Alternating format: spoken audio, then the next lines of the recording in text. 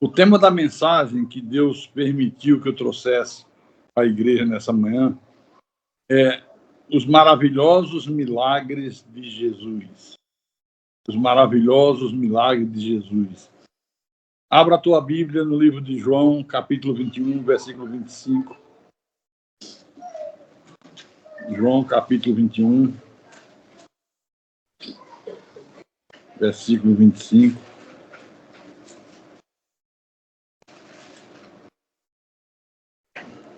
Que bom que estamos juntos, né? Deus é bom sempre. Em qualquer circunstância, Ele continua sendo Deus. Podemos ler? Podemos. Então vou ler. Há, porém, ainda muitas outras coisas que Jesus fez. Se todas elas fossem relatadas uma por uma, João diz, creio eu que nem no mundo inteiro caberiam os livros que seriam escritos. Quer dizer, aquilo que nós vemos na Bíblia é apenas uma pequena amostra do que Jesus fez. João disse, se fosse relatado em livros tudo que Jesus realizou, nem no mundo inteiro caberiam os livros, de tantos milagres, tantas maravilhas que ele operou durante o seu ministério. E continua operando, como operou no passado, opera no presente e opera no futuro. Então, vamos orar para que o Espírito Santo nos dê discernimento sobre a palavra a ser pregada. Oremos ao nosso Deus. Senhor Jesus Cristo, Deus bendito, Deus Todo-Poderoso, Criador dos céus e da terra, Senhor de senhores, Rei de reis, Deus invencível em todas as batalhas. Aqui estamos nós, o teu povo, as tuas ovelhas, os teus escolhidos, aqueles que o Senhor escreveu os nomes no livro da vida desde antes da fundação do mundo. Os que creem na tua palavra, os que vivem confiando nas tuas promessas, no teu poder. Fala-nos nessa manhã. Ensina-nos mais uma vez a viver conforme o Senhor deseja que nós vivamos. Faça possível, meu Deus, que tenhamos uma manhã de muitos milagres, de muitas maravilhas, de muitas transformações de vidas através do teu Espírito Santo. Usa-me como teu pastor, como teu servo. Dá-me a capacidade, a inspiração, a sabedoria, para que eu possa proclamar a tua palavra com verdade. Eu te peço isso, em nome de Jesus, em nome do Senhor, e que todos que creem digam amém e amém. Então, meus irmãos, minhas irmãs amadas, povo de propriedade exclusiva de Deus.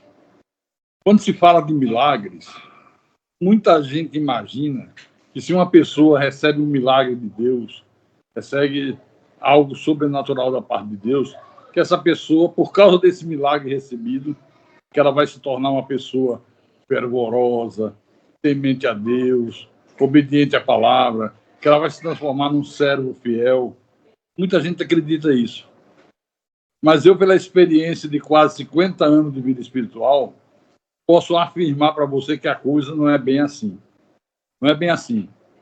Por exemplo, o povo de Israel, quando estava no Egito, na escravidão, há muita gente que imagina que se uma pessoa receber um milagre de Deus, por causa daquele milagre, ela vai se tornar mais fervorosa, mais obediente, mais temente a Deus, um servo fiel. Mas eu dizia que, pela experiência que eu tenho, de quase 50 anos de vida ministerial, eu posso afirmar para você que a coisa não é bem assim. Eu estava falando do exemplo do povo de Israel, que estava no Egito há 400 anos como escravo. Durante o período que eles estavam no Egito e durante a sua caminhada no deserto em direção a Canaã, esse povo de Israel viu milagres extraordinários. Por exemplo, antes deles saírem do Egito, todas as pragas que Deus lançou sobre o Egito, nenhuma atingiu o povo de Israel. E quando os egípcios viam isso acontecer, ficavam amedrontados. Eles disseram, que coisa é essa? Porque só atinge a nós, porque não atinge a eles. Todas as 10 pragas, nenhuma atingiu o povo de Deus. Eles saíram do Egito, eles viram o poderoso exército de Faraó, persegui-los. E quando eles estavam diante do Mar Vermelho, e vinha o exército poderoso de Faraó para levá-los de volta à escravidão, eles viram Deus operar um milagre de abrir as águas do mar e o povo de Israel passar a pé enxuto. Vamos ver isso em Êxodo, capítulo 14. Êxodo 14, versículo 15 em diante. Ok? Êxodo é o segundo livro da Bíblia. É fácil de achar. Capítulo 14, versículo 21, versículo 15 em diante. Vou ler. Disse o Senhor a Moisés: por que clamas a mim? Diz aos filhos de Israel que marchem.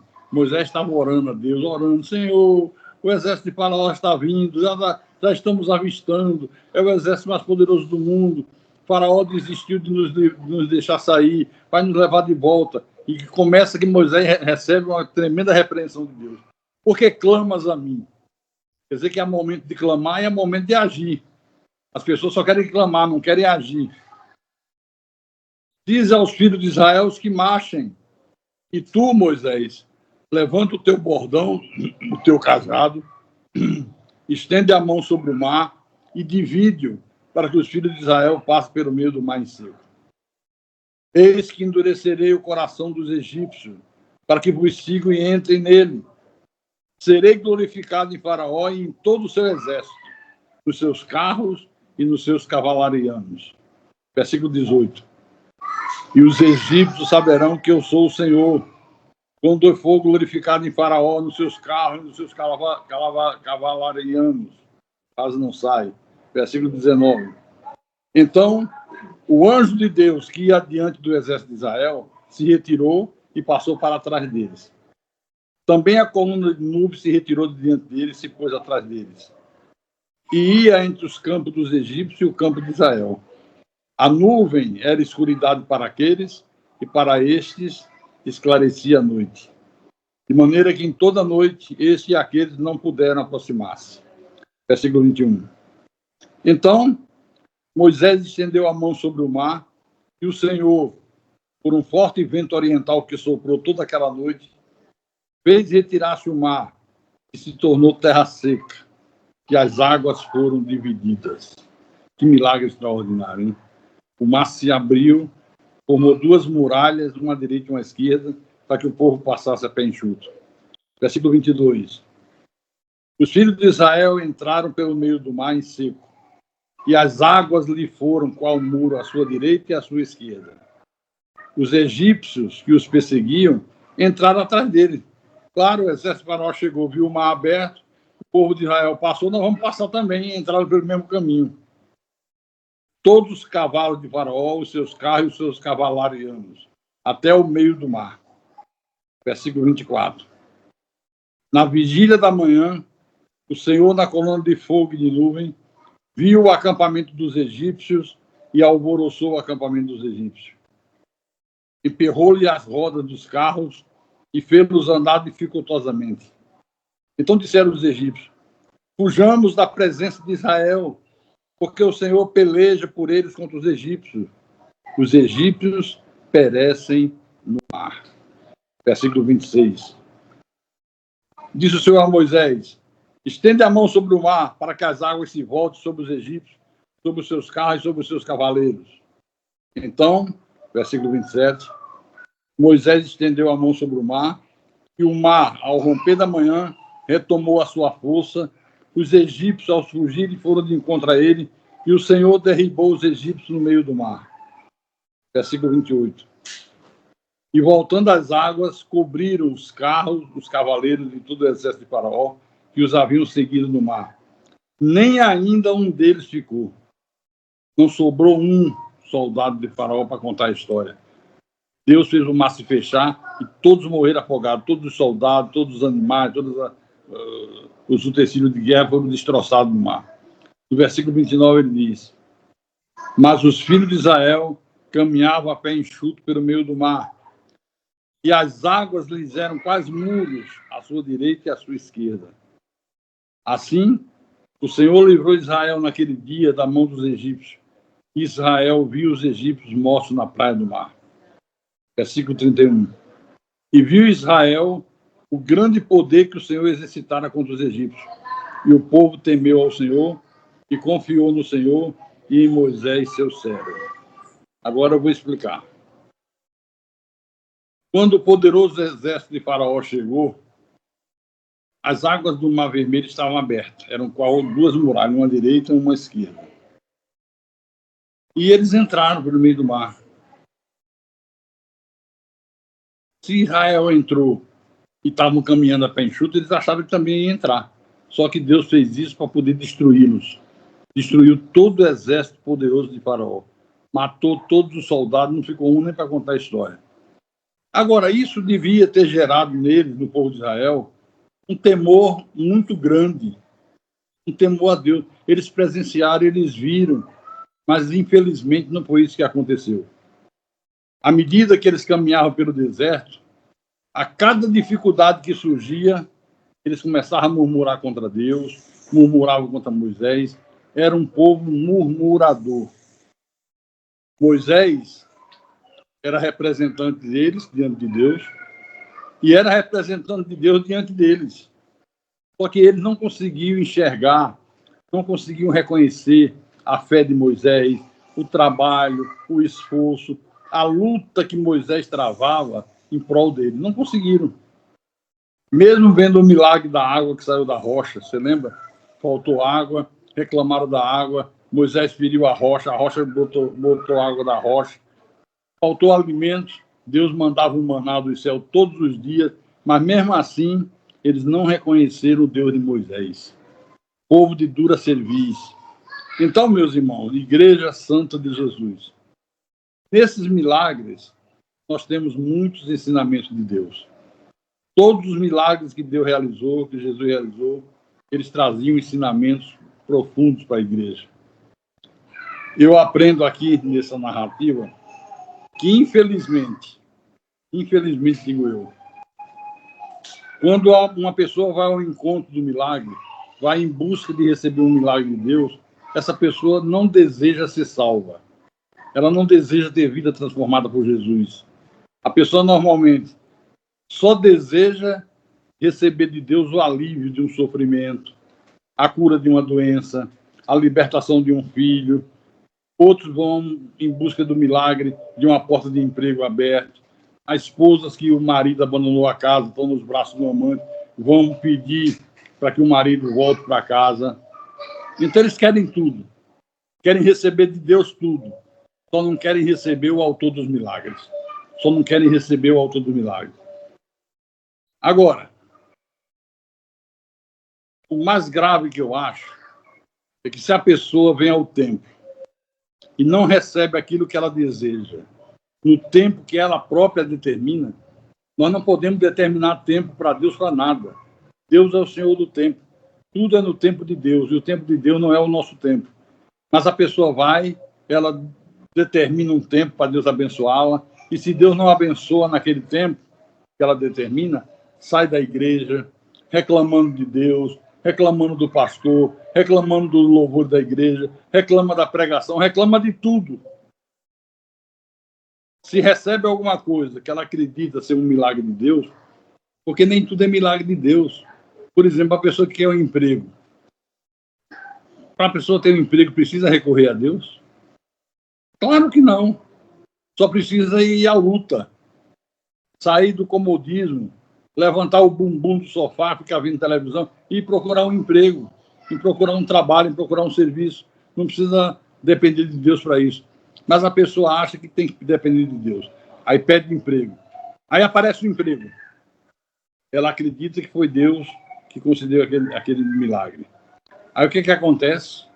Durante um tempo, ela fica frequentando os cultos da igreja, parece se interessar pela verdade sagrada, mas quando a memória apaga aquele período que ela passou de sofrimento, ela volta outra vez ao estilo de vida que vivia antes. Abandona as fileiras da igreja, volta para uma vida de erro, esfria. Agora eu pergunto, depois de tantas manifestações maravilhosas de Deus, O povo de Israel se rendeu a Deus, se tornou mais fiel, se tornou mais fervoroso. O que é que você acha? Não, 1000 vezes não, pelo contrário. Em plena chuva de milagres, esse povo adorou a outros deuses. Em plena chuva de milagres, Deus fazendo milagre um atrás do outro, e eles ainda assim foram adorar outros deuses. Perseguiram Moisés, homem escolhido por Deus para ser o líder deles. Não se preocuparam com as consequências dos seus atos. Não deram a mínima para Deus. Houve um momento que Moisés subiu o Monte Sinai, foi orar, e como demorasse em voltar, você sabe o que esse povo fez depois de ver todos os milagres do Egito?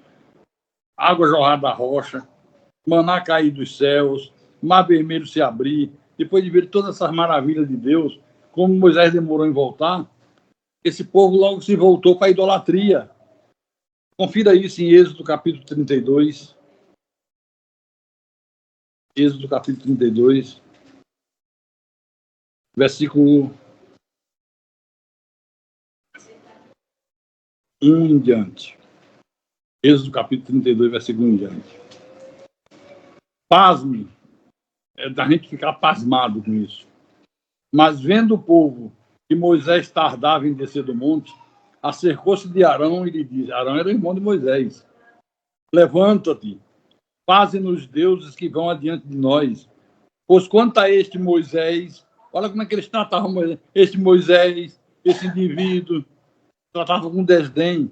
Quanto a esse Moisés, o homem que nos tirou do Egito, não sabemos o que lhe terá sucedido.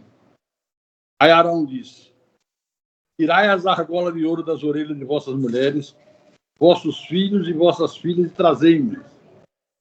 Versículo 3. Então, todo o povo tirou das orelhas as argolas e as trouxe a Arão. Versículo 4. Arão, recebendo das suas mãos, trabalhou o ouro com buril e fez dele um bezerro fundido. Fizeram um bezerro de ouro. Então disseram, são estes, ó Israel, os teus deuses que te tiraram da terra do Egito. Por tudo isso, foi que Deus não permitiu esse povo entrar na terra prometida. Quanta barbaridade, quanto absurdo. Fizeram um bezerro de ouro, retornaram à idolatria, consideraram aquele bezerro como o Deus que os havia tirado da escravidão do Egito. Deus perdeu a paciência e disse, vocês não vão entrar na terra, só a nova geração, só os filhos de vocês é que vão entrar. E esse povo ficou 40 anos andando em círculo no deserto, sem saber o rumo que seguir. Enquanto não morreu o último da velha geração e ficou só a nova, não entraram na terra prometida. Então, o que é que nós aprendemos aqui? Aprendemos aqui aquilo que Paulo disse à igreja em Romanos capítulo 9, versículo 6 em diante. Romanos 9, versículo 6 em diante. Você vê que os milagres de Jesus tinham uma pedagogia, eram pedagógicos, eles traziam ensinamentos. Às vezes a pessoa só olha para o milagre, mas não olha para o ensinamento que o milagre traz. Paulo disse, e não pensemos que a palavra de Deus haja falhado, porque nem todos de Israel são de fato israelitas. Nem por serem descendentes de Abraão são todos seus filhos. Mas em Isaac será chamada a tua descendência. Versículo 8. Isto é, estes filhos de Deus não são propriamente os da carne, mas devem ser considerados como descendência os filhos da promessa. Sabe o que é que Deus está falando aqui? Nem todos nascidos em Israel são de fato israelitas, como eles imaginavam. Acho que porque nasceram em Israel, eles faziam parte do Israel de Deus. Nem todos que frequentam templos, seria isso hoje, serviria para hoje, são de fato cristãos. Nem todos que frequentam igreja estão nessa manhã sentados num banco, ouvindo uma palavra, uma pregação, cantando um hino de louvor, de adoração. Nem todos são de fato cristãos. Os verdadeiros filhos de Deus são aqueles que foram criados desde antes da fundação do mundo à imagem e semelhança do Senhor. Esses são os verdadeiros filhos de Deus. O resto é filho do diabo. Por isso, Paulo, quando escreveu 2 Tessalonicenses, capítulo 3, versículo 1 e 2. Encontraram? 2 Tessalonicenses, capítulo 3, versículo 1 e 2. O apóstolo diz à igreja: finalmente, irmãos, orai por nós, para que a palavra do Senhor se propague e seja glorificada, como também está acontecendo entre vós, e para que sejamos livres dos homens perversos e maus, porque a fé não é de todos. Essa história de dizer que Deus deu uma medida de fé a cada pessoa que nasce na terra, isso é mentira. A fé não é de todos. A fé é só dos eleitos de Deus. Judas, na sua epístola, não é Judas o traidor não escreveu nada. É Judas apóstolo. Judas, capítulo 1, versículo 3 e 4. Olha o que Judas diz. Encontraram?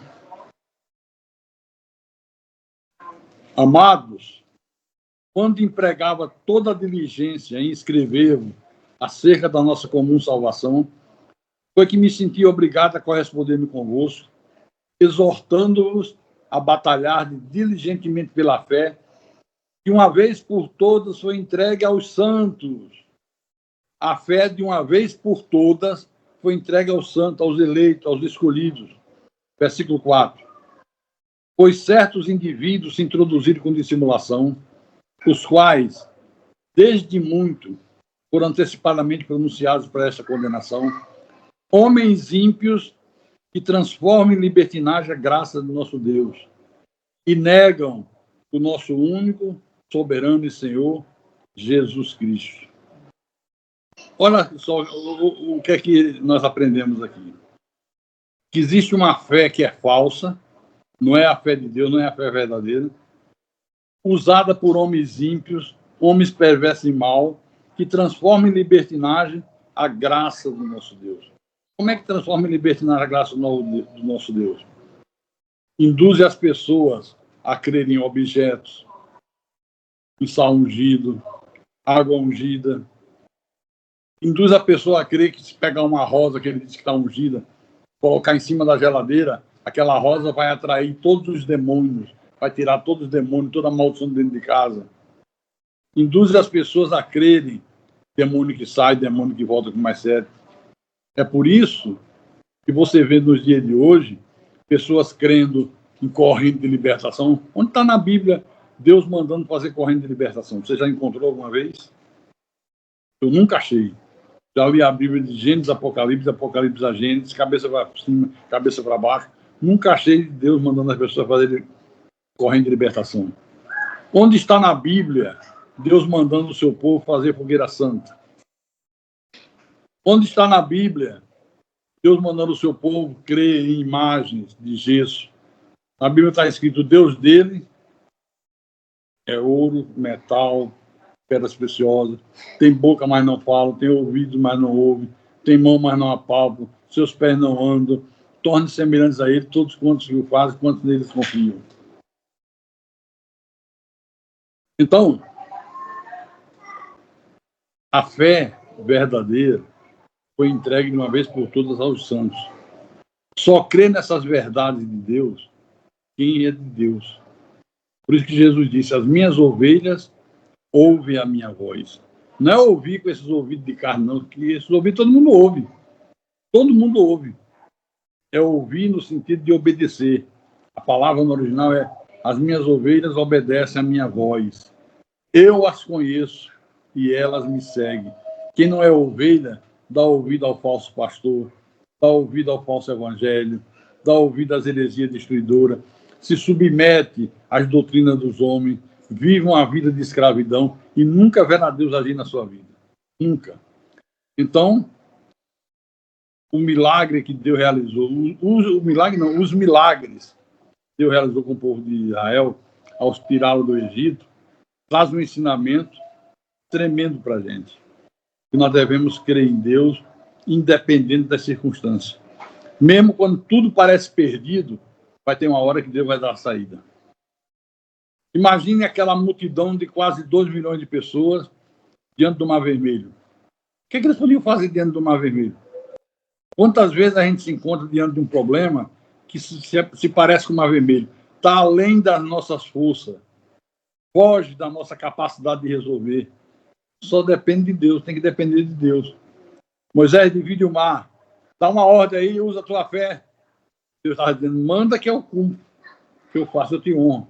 Moisés determinou, o mar se abriu. Então, o que é que Deus está nos ensinando? Que a fé só tem valor se for posta em prática. Fé sem atitudes não é fé. É uma falsa fé. A fé verdadeira é uma fé de atitudes. Mas eu quero entrar agora num outro milagre que Jesus realizou, que está no livro de Marcos, capítulo 2. Marcos, capítulo 2, versículo 1 em diante.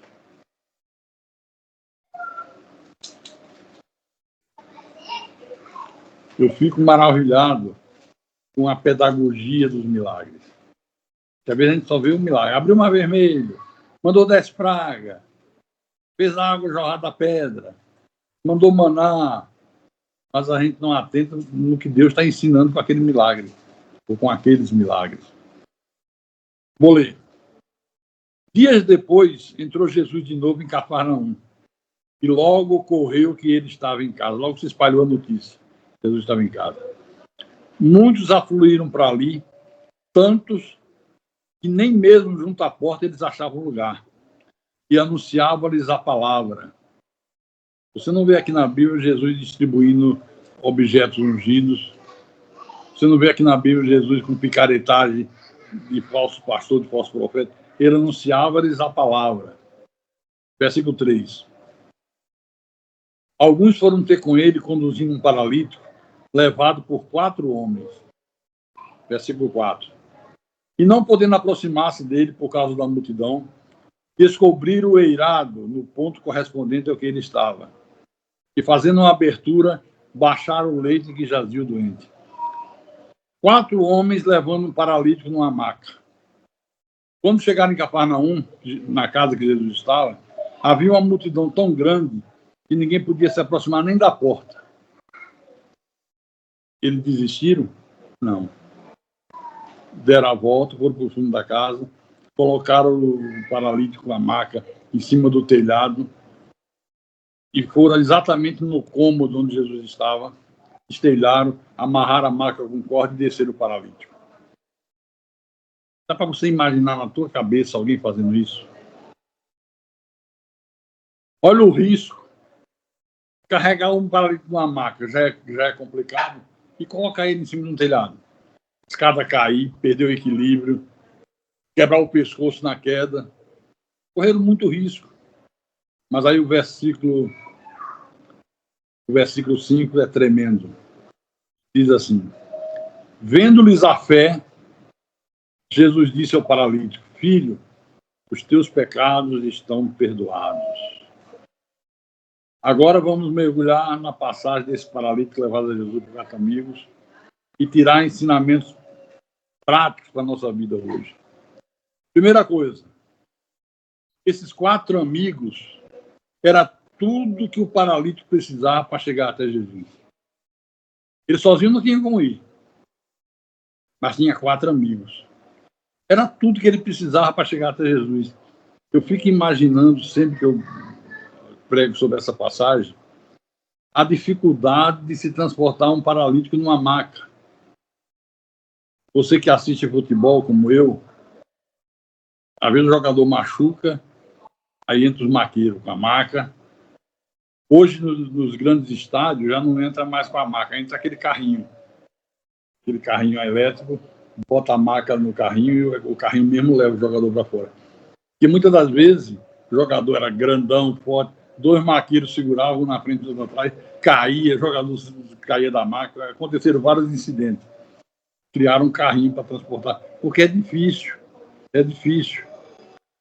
Agora veja, a Bíblia não diz a distância que eles percorreram, se estavam perto, se estavam longe, mas seja qual for a distância, a dificuldade era muito grande.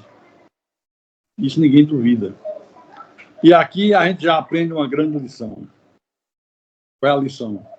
Deus vai dar para mim e para você tudo que você precisa para sanar as suas limitações. Deus vai dar para mim, para você, tudo que nós precisamos para superar nossas limitações. Nós temos limitações. Nós nos deparamos diante de problemas que fogem à nossa capacidade de resolver. Ficamos limitados, mas Deus supre as nossas limitações. No versículo 1 e 2, diz que logo que Jesus entrou em Cafarnaum, a notícia se espalhou que ele estava em casa. Marcos registrou, aqui nesse texto, que uma grande multidão afluiu para ali, e eram tantos que nem junto à porta achavam lugar, e anunciavam-lhes a palavra. Eu já estive em Cafarnaum algumas vezes. Tive o privilégio de estar lá nesse lugar, na casa que Jesus se hospedou, onde a multidão afluiu. Já estive lá e é maravilhoso. Agora, a pergunta: por que essa multidão afluiu para a casa onde Jesus estava? O que atraiu essa gente? Por que eles foram? Abre Mateus capítulo 4.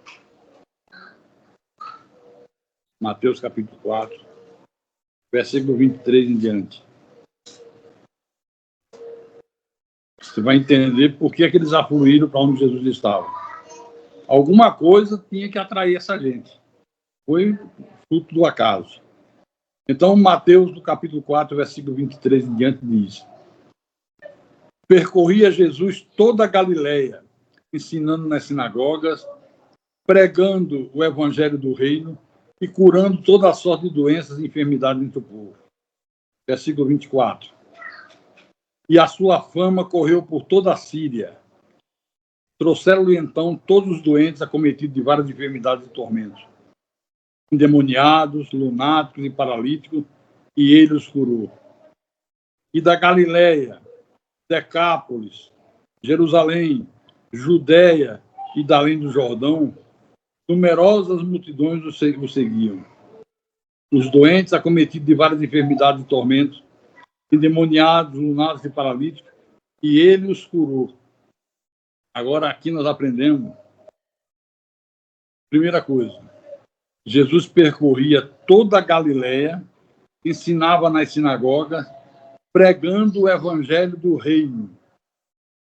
Sempre que a Bíblia se refere a Jesus, nas suas caminhadas, no seu ministério, Jesus estava pregando o evangelho.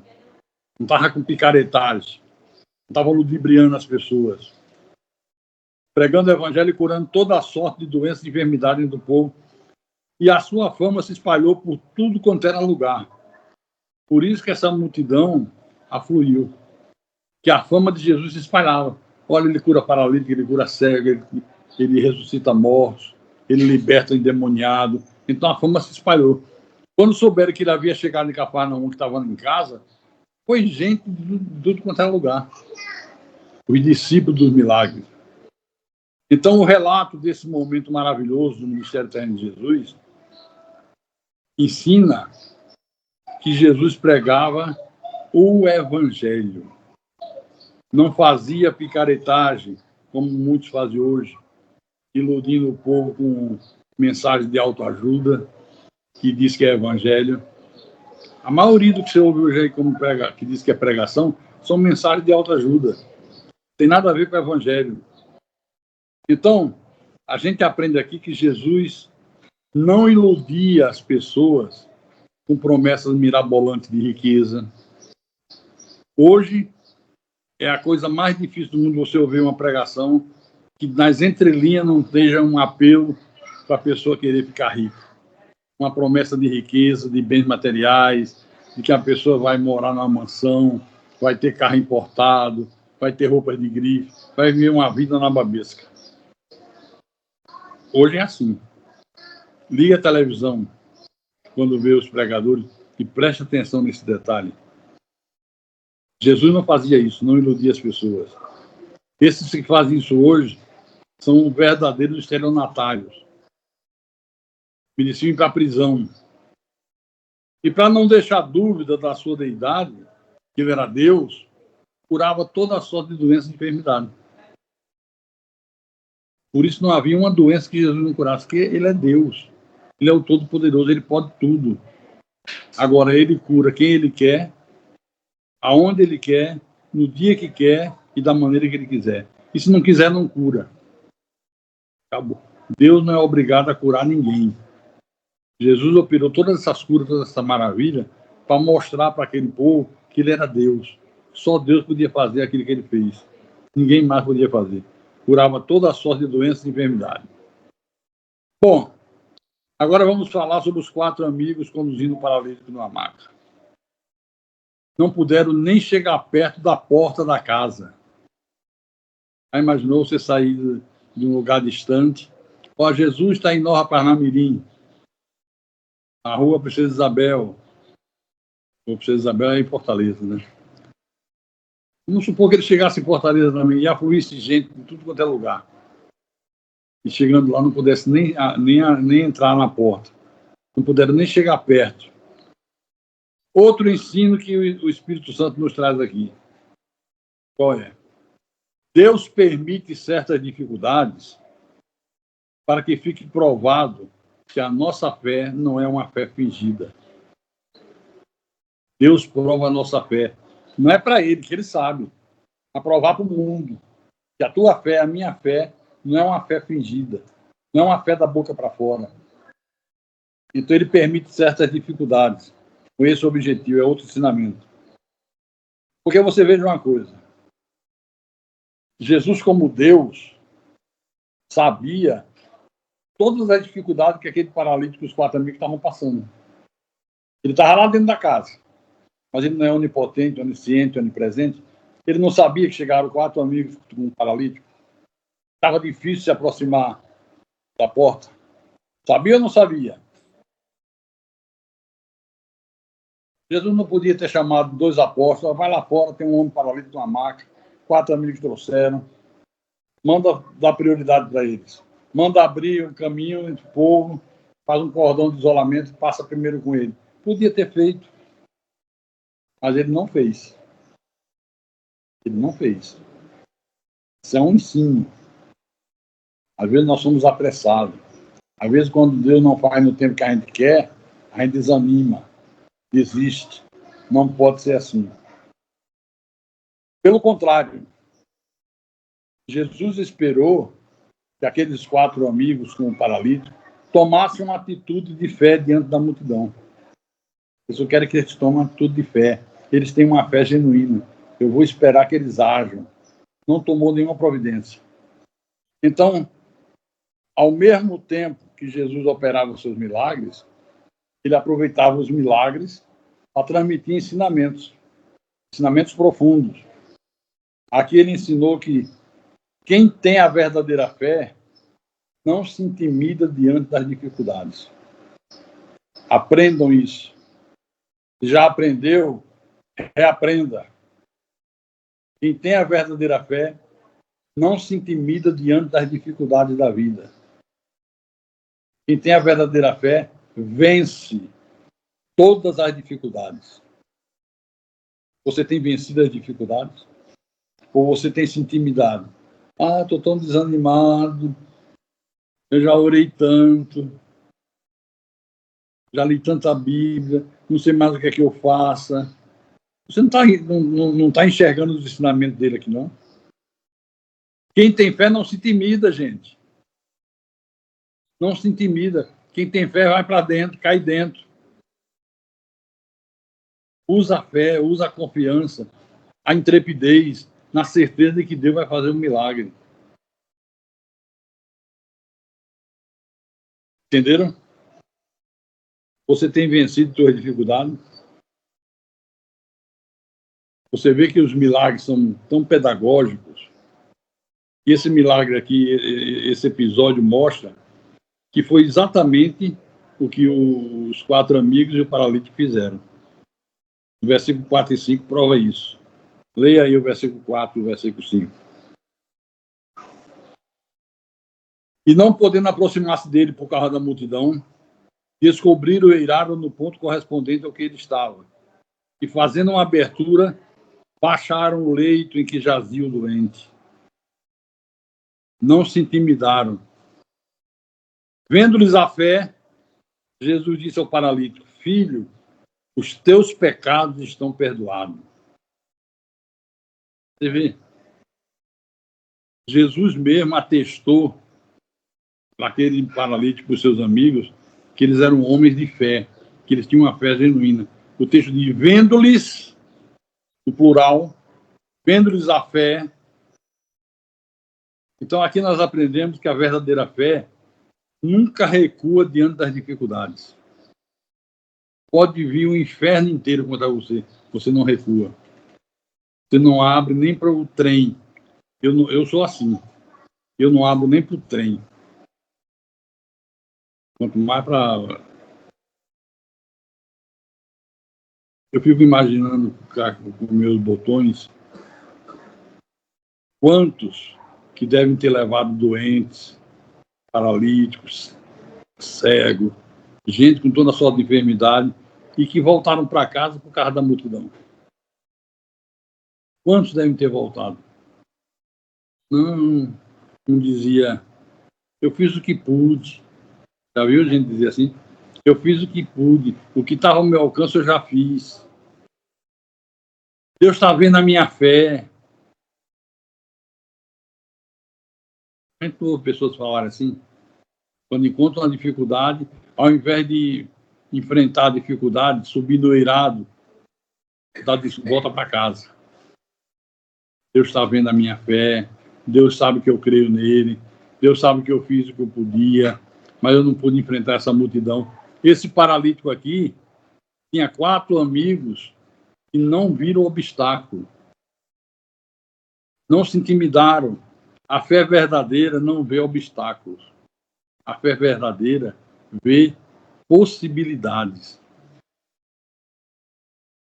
São oportunidades que Deus dá para que nós vejamos a sua ação sobrenatural.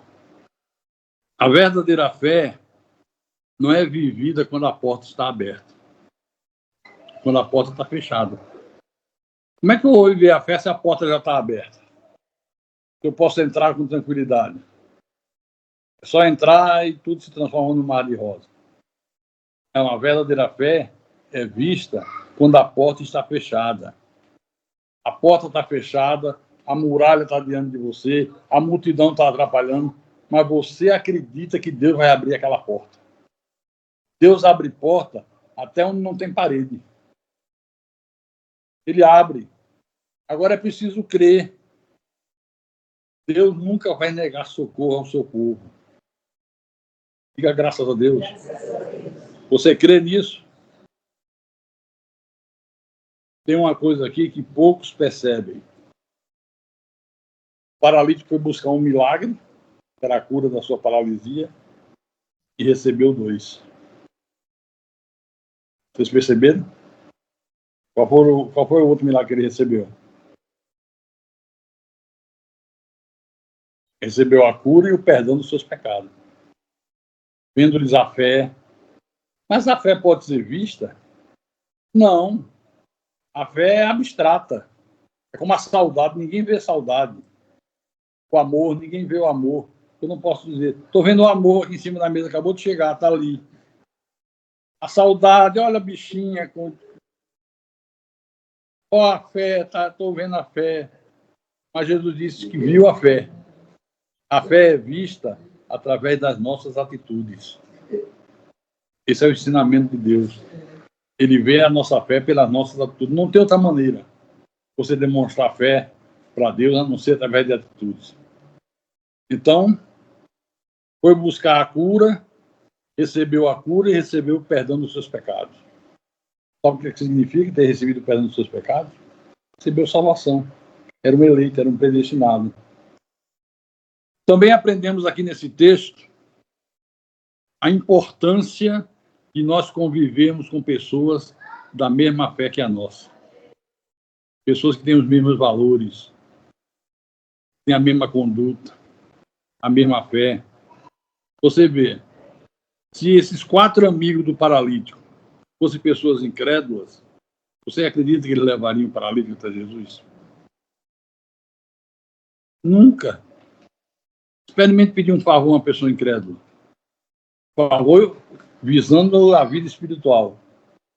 Olha, eu estou doente. Daria para você me levar para o culto hoje?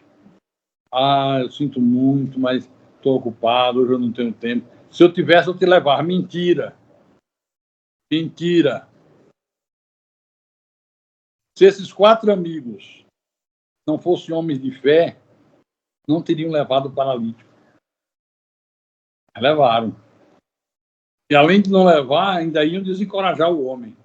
Que é o que a gente vê hoje no dia a dia da vida. Se fosse hoje, 4 amigos incrédulos, e o paralítico dissesse, me leve, que Jesus está em casa, em Cafarnaum, eu creio que ele pode me curar. Mas você acredita nisso?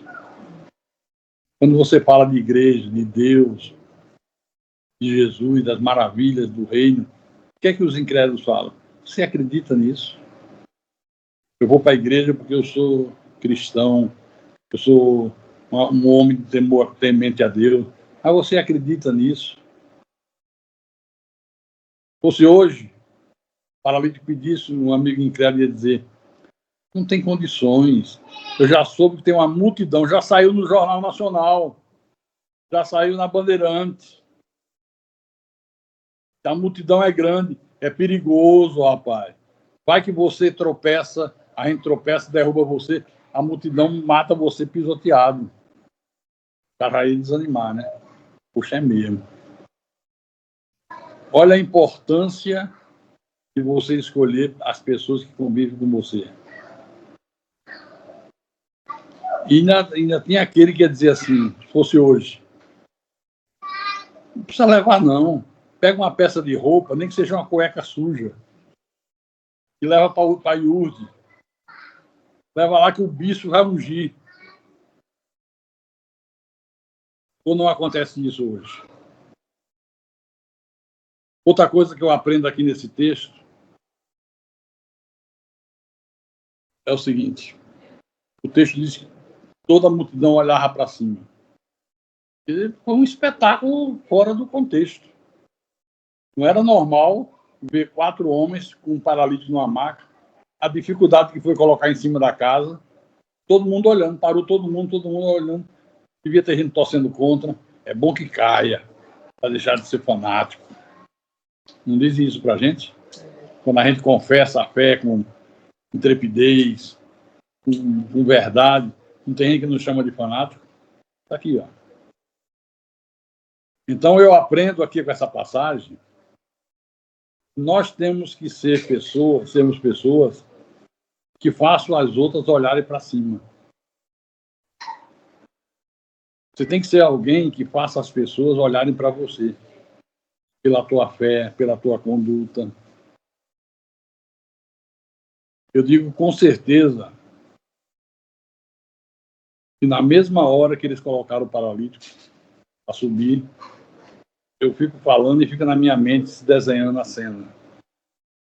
Fico imaginando que na mesma hora, aquela multidão parou, houve silêncio, todo mundo olhando, eles colocaram o paralítico ajoelhado. Quer dizer, esse exemplo aqui serviu para motivar outras pessoas. Quando você vive a tua fé, você motiva outras pessoas. Você motiva a gente da tua família, que vir à igreja. Você motiva os vizinhos. Você motiva colega de trabalho. Você motiva gente estranha quando você fala de Jesus. Você fala com tanta fé, com tanta convicção, com tanta certeza, que motiva a pessoa a querer ir aonde você vai. Você tem motivado pessoas? Ou as pessoas que convivem com você, quando vê você enfrentar dificuldade, você murmura, você chora, você se maldiz. Vai motivar quem? Vai motivar quem com esse tipo de atitude? Ninguém. Vai desmotivar. Você já imaginou se eu estivesse hoje aqui? Olha, irmão, eu sei que Jesus é bom, é poderoso, mas eu estou tão doente. Eu estou quase morrendo. Eu não estou aguentando nem ficar sentado. Ia todo mundo embora. Vixe. Vixe. Tá com a gota serena. Não tem esse ditado aqui no Nordeste? Tá com a moléstia dos cachorros.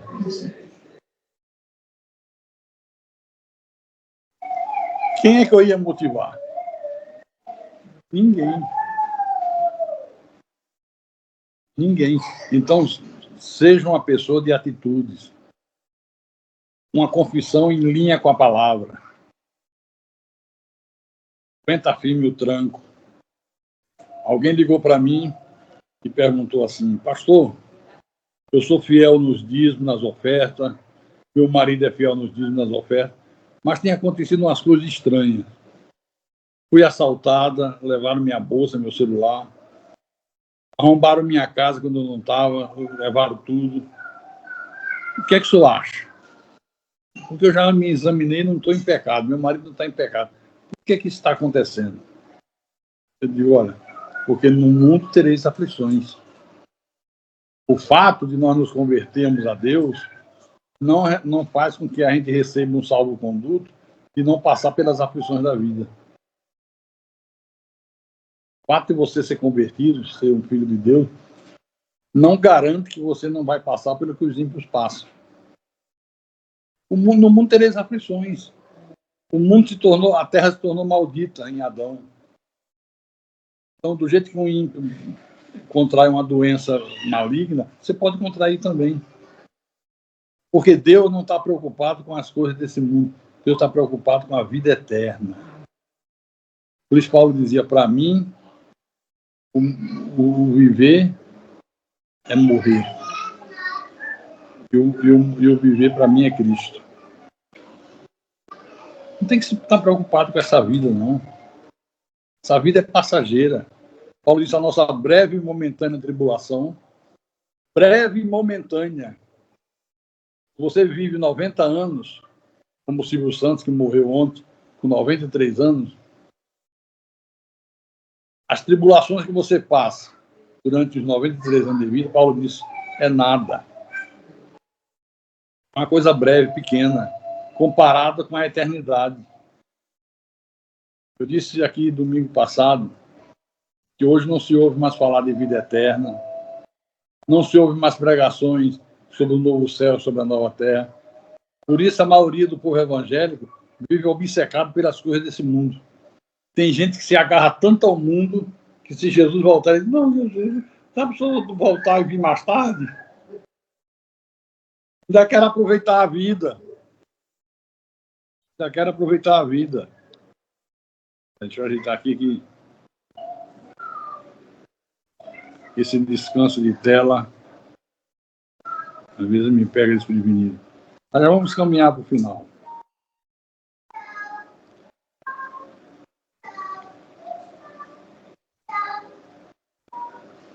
Me lembra no final, quando terminar o culto, você mexer no tempo do descanso de tela, para ele não fechar. Então, o exemplo do paralítico dos 4.000 serviu para motivar aquela multidão. Trouxe uma motivação. Eu digo para vocês nessa manhã, quando o propósito é de Deus, ninguém tira. Quando você tem um propósito, e esse propósito é de Deus, ninguém tira esse propósito do nosso coração. Ninguém tira. O profeta Isaías, abra Isaías aí, capítulo 26.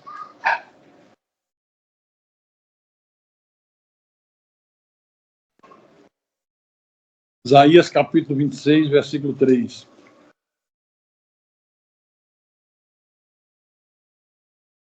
Presta atenção, igreja. Vou ler. Ele diz, tu, Senhor, conservarás em perfeita paz aquele cujo propósito é firme, porque ele confia em ti. Cujo propósito é firme, não recua, não se acovarda, não desanima, não murmura, não entrega os pontos. O propósito é firme.